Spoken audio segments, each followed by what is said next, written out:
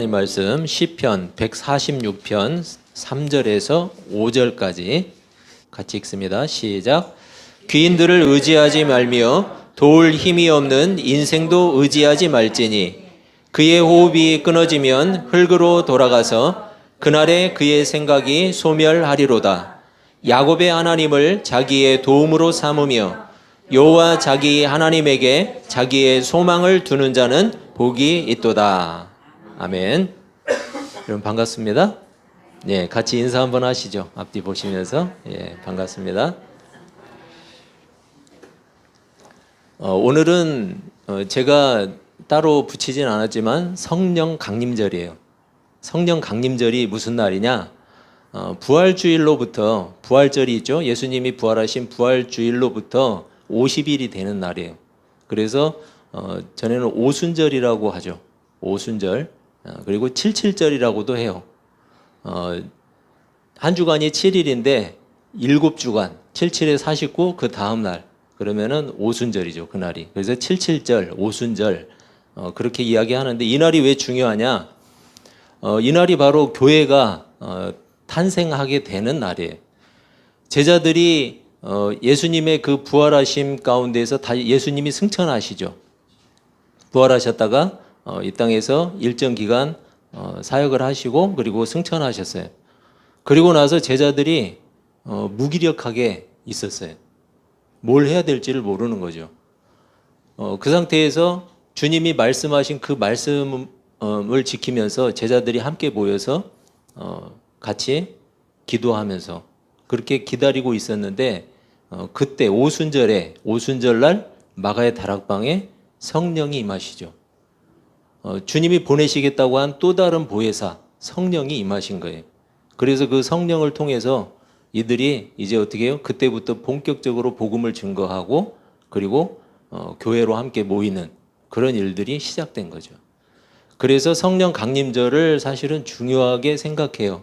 그런데 교회에서는 그냥 쓱쓱 한 번씩 지나가고 말죠. 우리가 뭐 지나갈 수밖에 없죠. 주일날밖에 기억을 못하니까. 근데 우리 마음 가운데 이날이 교회의 시작이라는 것, 그리고 제자들이 성령을 받고, 여러분 구원받은 사람의 가장 큰 특징이 뭐예요? 성령을 받는 거예요. 성령을 받았다고 해서 무슨 기운이 우리 안에 들어가거나 아니면 하나님과 합쳐지거나 그런 게 아니에요. 성령을 받았다는 것은 성령께서 주신 믿음으로 예수 그리스도의 구속의 그 사건이 바로 나의 사건이라는 것을 믿음으로 받아들이고 고백하는 거예요. 그게 바로 성령이 임하신 거예요. 우리가 성경을 보면서 하나님의 말씀을 들으면서 우리에게 믿음이 자라가고 또 하나님의 말씀이 깨달아지는 것, 그것도 성령의 은혜예요. 성령이 아니고는 하나님의 말씀, 복음이 우리에게 증거되지 못해요. 그리고 증거될 수가 없어요. 그렇기 때문에 성령 강림절이 우리에게 중요한 의미를 주죠. 그런 의미를 가지고 오늘 제가 출애굽기 강해를 잠깐 멈추고 시편 말씀을 준비했는데, 여러분 사람들이 가장 좋아하는 것은 뭘까요? 네, 뭐 아닌 척하고 계시지 말고 두말할 것도 없이 돈이에요. 사람들이 가장 좋아하는 건 뭐니 해도 돈이에요. 돈이 가지고 있는 가치와 힘을 좋아하는 거죠. 돈이 가치를 가지고 있어요? 힘을 가지고 있어요? 돈이 가져다 줄 수 있는 여유, 그리고 안정감, 이런 것들을 사람들은 좋아하는 거예요. 여러분 나쁜 거 아니에요? 이 세상에서 실제로 돈의 위력은 막강하죠. 사람을 여유롭다 못해 교만하게까지 하죠. 여러분 그러니까 돈을 많이 가진 사람들이 대부분, 아닌 사람도 많이 있어요. 여러분 선한 부자도 많지는 않지만 덜어는 있어요. 어찌되었든 돈은 사람을 교만하게 할 수도 있어요. 이 세상에서 돈으로 해결되는 일들이 참 많아요. 그래서 돈은 편안함과 안정감을 줄 수도 있어요. 돈을 많이 가지고 있지 못해서 저는 부정하고 싶지만 사실이에요. 사실이에요. 때문에 사람들은 돈을 정말 많이 좋아해요. 그래서 악착같이 돈을 벌고 또 돈을 모으기 위해서 노력하죠. 어떤 사람은 부정한 방식으로 돈을 모으는 사람들이 있어요. 부정한 방식으로. 남들보다 조금 빨리 모아보고 싶은 거죠. 범죄를 통해서 돈을 강탈하는 사람도 생겨났어요. 돈을 많이 가질 수만 있다면 별짓을 다 하는 그런 세상이 되었어요. 우리가 신봉하는 자본주의가 가진 패단이에요. 여러분 어쩔 수 없어요. 그래서 거의 모든 범죄는 뭐로부터 시작돼요? 돈으로부터 시작해요. 돈으로부터. 제가 찬물을 좀 끼얹어야 되는데 이제 돈을 예찬했으니까. 여러분 자본주의 사회는 미천이 있어야 큰 돈을 벌 수 있어요. 미천이 없는 사람은 부자가 될 수 있는 기회가 그만큼 적어요. 거의 없어요. 안 돼요. 미천이 없는 사람이 부자가 되는 건 기적 같은 일이죠. 자본주의 사회에서. 그래서 로또가 잘 팔려요. 그죠? 그 방법밖에는 빨리 갈 수 있는 방법이 없는 것 같으니까. 저 같은 사람이 부자 되는 일, 로또 확률하고 비슷하지 않을까요? 그래서 저는 그 부자 되려고 생각 안 해요. 그런데 부자로 사는 방법은 있어요. 많이 나누면 돼요. 여러분 나누어 줄 수 있는 사람이 부자예요. 자기가 많이 끌어안고 있는 사람이 부자가 아니에요. 혹시 여러분은 이렇게 말하고 싶을지도 몰라요. 아니 목사가 말이야 좀 좋은 말 좀 해주고 그러지. 주일날 왔는데. 어? 하나님 열심히 믿으면 부자 될 수 있다. 잘 될 거다. 기타 등등. 이런 복 저런 복 다 받을 수 있다. 이런 말 좀 해주지. 저도 그렇게 할까요, 여러분? 여러분이 혹시 미워하셔도 어쩔 수 없어요. 그건 사실이 아니라 거짓말이에요. 예수 믿으면 부자 된다는 말 거짓말이에요. 예, 감사해요. 그래서 교회가 전할 말도 아닐 뿐더러 심지어 거짓말이에요. 그런 거짓말하는 교회는 이제는 사라져야 돼요. 교회를 세속화시킨 책임은 교회에게 있어요. 교회가 세상보다 못한 천덕꾸러기가 된 것, 그것도 우리 책임이에요. 여러분 인생살이에 문제 없는 사람 없어요. 문제 없는 사람 손 들어보세요. 저만 들고 있네요. 여러분 다들 문제투성이에요. 이래도 걱정 저래도 걱정. 그래서 수많은 사람들이 교회로 몰렸던 때가 있어요. 절대자이신 하나님을 적극적으로 의지하면서 불투명한 앞날에 대한 불안감, 이걸 씻어보고 싶었던 거죠. 그리고 인생살이의 문제들 해결해보고 싶었던 거예요. 그래서 수많은 사람들이 교회로 몰렸어요. 교회는 그렇게 모여든 사람들에게 더 근본적인 문제, 복음을 가르쳤어요. 잘한 거죠? 하지만 안타깝게도 모든 교회가 그런 것은 아니었어요. 모든 교회가 복음을 가르친 게 아니었어요. 사람들이 모여들고 교회가 무슨 맛을 보게 되었느냐? 돈 맛을 봤어요. 교회가. 그래서 더 많이 모이게 하는 일에 집중을 한 거예요. 그러다 보니까 사람들이 듣고 싶어하는 말만 하는 교회가 되어버렸어요. 사람들이 듣고 싶어하는 말 뭐겠어요? 예수 믿으면 부자 된다, 복 받는다, 병 낫는다. 사람들의 심기를 건드리는 말은 절대로 안 하는 교회가 되어버렸어요. 예배의 대상이 더 이상 하나님이 아니었어요. 사람이 예배의 중심이 되어버렸고 비정상적인 교회로 변질돼 버렸어요. 그런데 신기하게 오히려 그런 교회가 더 크게 성장했어요. 신기하죠? 그러자 수많은 교회들이 그런 교회들을 벤치마킹하기 시작했어요. 어떻게 하면 우리도 많이 모일까? 어떻게 하면 우리도 긁어 모을까? 여러분 물론 교회가 운영되기 위해서는 돈이 필요해요. 아무리 좋은 뜻을 가지고 있어도 사람이 없고 돈이 없으면 그 뜻을 펼치기가 어렵죠. 그래서 요즘에 문 닫는 교회가 많아요. 여러분, 하지만 아무리 그렇다고 해도 교회가 돈 맛을 알아버려서 사람이 돈으로 보이면 여러분, 그 교회는 빨리 문 닫는 게 좋죠. 정직하게 하다가 문 닫는 교회 하나님이 기뻐하지 않을까요? 정직한 패배 앞에 태연하며, 여러분 어디에 나와 있는 기도인 줄 아세요? 여러분 집에 가서 달력을 한번 보세요. 더글라스 메가더라는 사람이 써놓은 아버지의 기도, 저기 있어요. 이따 한번 보세요. 아버지의 기도에 나온 내용인데, 주여 내 아이가 이런 사람이 되게 하소서, 이렇게 시작을 해요.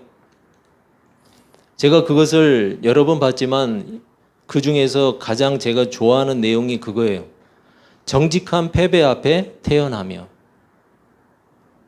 대부분의 부모는 자기 자녀가 무조건 성공하기를 기대하죠. 그래서 늘 이기는 게 가장 좋은 거라고 가르쳐요. 그래서 우리도 그랬고 우리 자녀들도 실패를 두려워해요. 패배를 두려워한다고요. 여러분, 인생에는 승리만 있어요? 승리도 있고 패배도 있어요. 그래서 메가더의 이 기도는 정말 좋은 기도라고 생각이 돼요. 여러분, 정직하게 최선을 다하다가 혹시 실패하더라도 그 결과에 좌절하지 않고, 그리고 오히려 그것을 태연하게 여긴다면 여러분, 그것은 굉장한 축복이에요. 오직 성공에 인생의 최고 가치를 걸고 살아가는 사람이라면 패배를 당했을 때 그 절망으로 인해서 일어설 수 없을지도 몰라요. 하지만 메가더의 기도는 뭐예요? 무조건 성공보다는 정직함에 대한 기도예요. 정직함에 대한 기도. 설사 실패할 확률이 더 높아도 절대 정직함을 잃지 않는 사람이 되게 해달라고 하는 기도예요.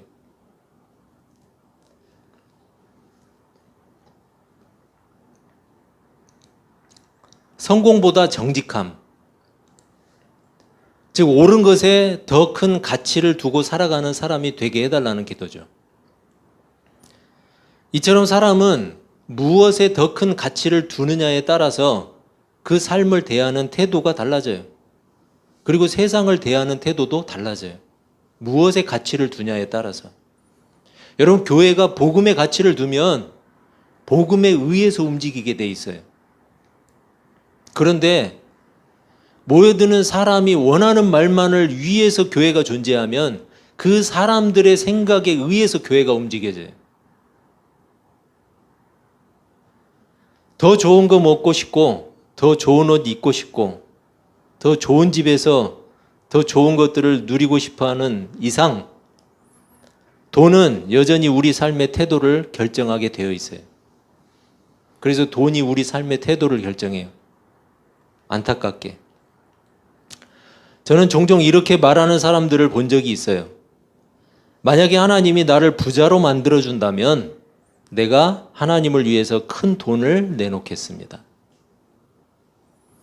물론 우스갯소리로 하는 것이죠. 저도 우스갯소리로 이 말을 반박해 봤어요. 여러분, 하나님이 원하시는 게 돈일까요? 하나님이 원하시는 게 돈일까요? 하나님이 돈이 필요하세요? 그리고 이 사람의 말은 이런 거예요. 하나님, 저는 지금으로서는 하나님께 드릴 돈이 별로 없습니다. 그런 말이죠. 이런 우스갯소리마저도 우리 태도가 돈에 의해서 결정된다는 거예요. 돈에 의해서. 돈에 절대적인 가치를 두고 있다는 증거예요. 여러분이나 저나 부인할 수 없는 사실이에요. 여러분, 가룟 유다와 일부 제자들, 주님보다도 돈에 더 큰 가치를 부여했어요. 그래서 향유 옥합을 깨트린 여인에게 이렇게 질책을 하고 있었죠. 그 아까운 물건을 왜 쓸데없는 일에 낭비하고 있느냐, 이렇게 이야기를 했어요. 여러분, 이 여인은 부자가 아니었어요. 그렇지만 여인에게 그런 행동은 낭비가 아니었어요. 왜냐하면 여인에게는 그 옥합의 가치보다도 주님이 더 귀했기 때문이에요.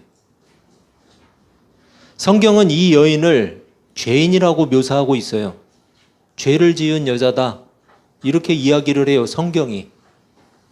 그런데 이 여인은 세리와 창기와 같은 죄인도 용서하시는 주님을 존경하게 되었어요. 저분이 누군데 세리와 창기와 같은 모든 사람이 죄인으로 여기는 사람들을 용서해 주실까? 그래서 자신과 같은 죄인을 용서하시는 주님께 자신이 가진 가장 귀한 것을 드리고 싶었던 거예요. 여러분, 1년 연봉에 해당하는 향유 옥합, 1년 연봉. 그리고 주님, 비교의 대상이 아니었어요. 이 여인에게는 단지 주님께 대한 자신이 할 수 있는 최고의 가치를 드린 거예요. 자신이 가지고 있는 것 중에 가장 좋은 것, 그것을 드린 거예요. 여러분, 지금 자신에게 최고의 가치가 무엇인지를 알아야 돼요. 나에게 최고의 가치가 뭘까? 생각해 보세요. 왜냐하면 모든 삶이 그 가치에 의해서 결정되기 때문이에요. 여러분이 마음속에 품고 있는 최고의 가치, 그것에 의해서 내 삶이 결정되고 내 삶의 태도가 달라져요. 하나님은 이 세상의 가치와 비교할 비교 대상이 아니에요. 하나님은 이 세상의 가치와 비교할 수 있어요? 하나님은 우리가 의지해야 될 대상이에요. 의지할 뿐이지 어떤 가치와 비교 대상이 아니에요. 하나님을 진실하게 의지하는 신자라면 여러분, 정직한 실패와 패배 앞에 태어날 수 있어요. 신자에게 하나님은 최고의 가치 중 하나가 아니에요. 하나님은 가치로 판단되는 분이 아니에요. 우리가 가진 최고의 가치마저도 전혀 아깝지 않게 드릴 수 있는 신앙의 대상이고 목적이에요. 그렇기 때문에 여러분, 내가 하나님을 섬길까 돈을 섬길까, 이건 비교 대상이 아니에요. 그렇게 되는 순간 그 사람에게는 믿음도 신앙도 아무것도 없는 거예요. 여러분, 사람은 언제든 우리를 배신할 수 있어요. 옆 사람으로 한번 보세요. 언제든지 배신할 수 있다니까요. 여러분, 아무리 좋아 지내 보세요. 언제든 내 마음에 안 맞으면 배신할 수 있어요. 그게 사람이에요. 그렇지 않아요? 너무 부정적으로만 얘기했나요? 사람은 변해요. 그리고 그 사람은 호흡이 끊어지면 아무 힘이 없어요. 호흡이 끊어지면 아무 힘이 없어요. 그래서 이집트를 가면 이 스핑크스 코가 날아가고 없다고 그랬죠? 왜요? 전쟁을 하면 그 나라에 들어가서 모든 그들이 신으로 여기는 신적인 대상들의 코를 다 망치로 부셔요. 코를 제거하면 숨을 못 쉬어서 죽는다고 판단한 거예요. 그래서 코를 다 날리는 거예요. 그래서 코가 없어요, 가면. 여러분, 사람은 호흡이 끊어지면 아무 힘이 없어요. 이 세상에는 돈으로 살 수 없는 가치들도 엄청나게 많아요. 돈으로 살 수 없는 가치들. 사실은 중요한 가치 중에는 돈으로 살 수 없는 게 더 많아요.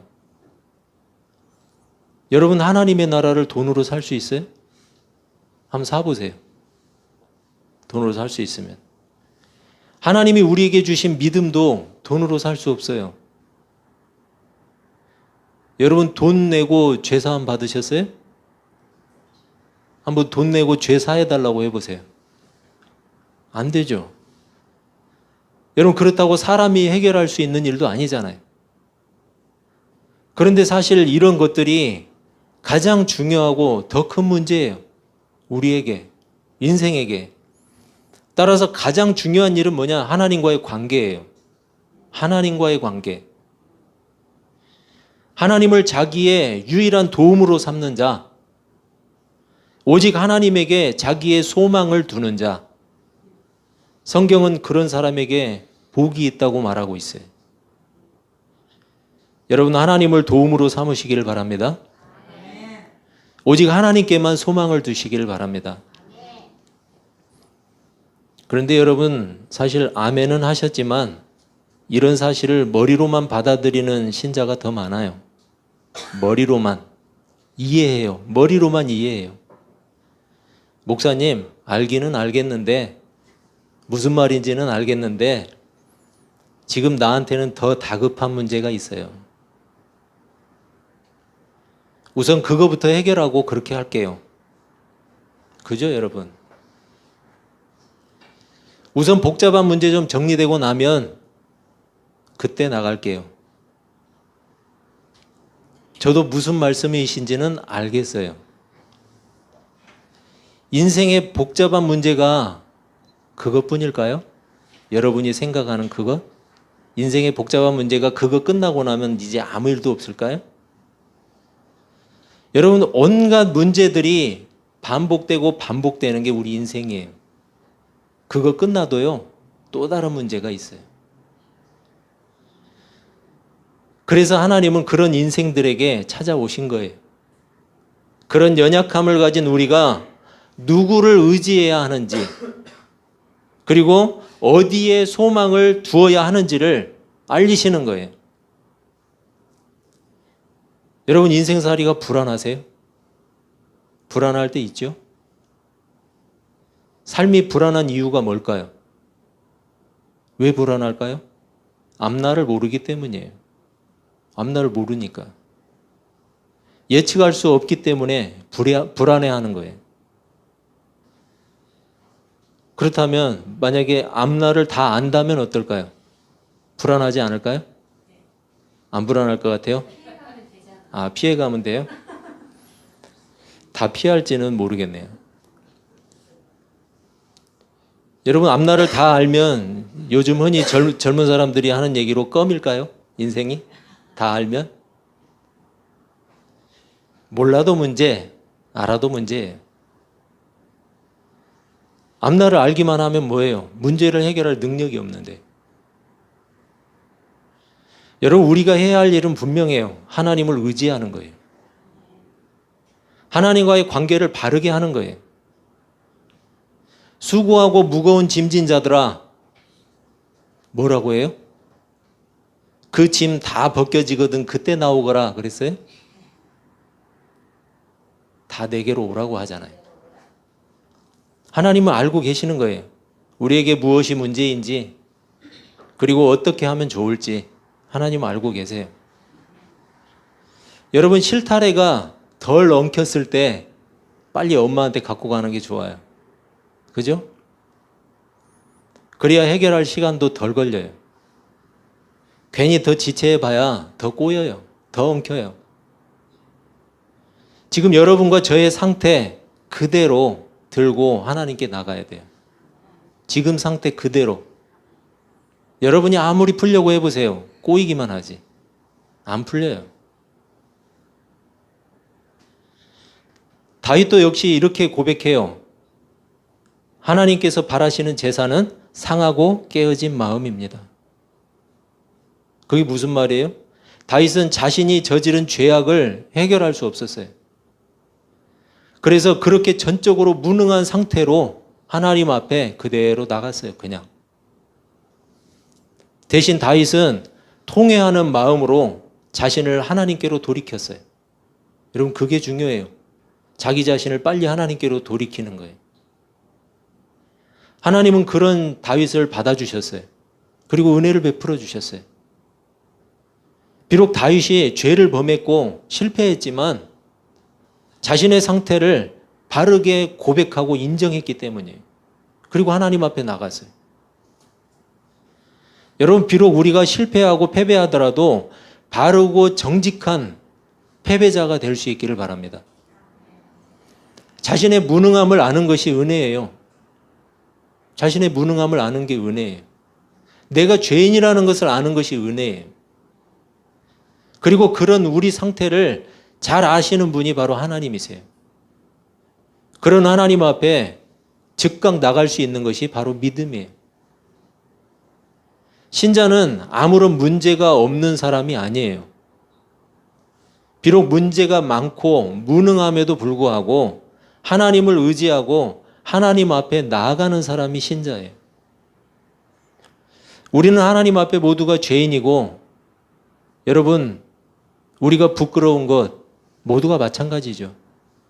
하나님 앞에 세워놨을 때 부끄럽지 않은 사람이 어디 있어요? 그런데 더 큰 부끄러움이 있어요. 그렇게 무능력하면서도 하나님께 도움을 구하지 않는 거예요. 그게 부끄러운 거예요. 그렇게 무능하면서도 하나님을 의지하지 않는 거예요. 여러분, 그게 부끄러운 거예요. 그렇게 죄악에 허덕이면서도 하나님께 죄를 고백하지도 않고 용서를 구하지도 않는 것. 여러분, 그게 부끄러운 거예요. 우리는 이미 실패한 사람들이에요. 이미 죄인이에요. 여러분, 우리가 계속 죄를 짓기 때문에 죄인이 아니에요. 우리는 이미 죄인이에요. 이미 실패했어요. 이미 패배한 사람들이고 이미 무능한 사람들이에요. 앞으로도 우리는 하나님을 의지하지 않고는, 하나님 앞에 서지 않고는 도저히 답이 없는 사람들이에요. 여러분, 인정하세요? 신자의 정직함은 자신의 무능함을 인정하는 거예요. 그리고 동시에 하나님의 전능하심을 인정하는 거예요. 우리가 만나게 될 한 주간 세상 속에서 우리는 또 실패와 실수를 하게 될지도 몰라요. 그럴 가능성이 크죠. 하지만 적어도 우리는 정직한 패배자가 될 수는 있어요. 하나님을 의지하고 의뢰하면서, 하나님의 도우심을 구하면서, 그리고 하나님의 긍휼과 용서를 구하면서 살아간다면 우리는 정직한 패배 앞에 태어날 수 있는 신자가 될 수 있어요. 세상에서 우리가 최고로 여기는, 최고의 가치로 여기는 돈으로도 하나님의 나라의 가치는 절대 살 수 없어요. 여러분, 그 사실을 우리가 반드시 기억할 수 있기를 바랍니다. 그리고 우리 모습 있는 그대로를 정직하게 하나님 앞에 세울 수 있는 정직한 패배자로 사시기를 주님의 이름으로 축원합니다. 기도하겠습니다.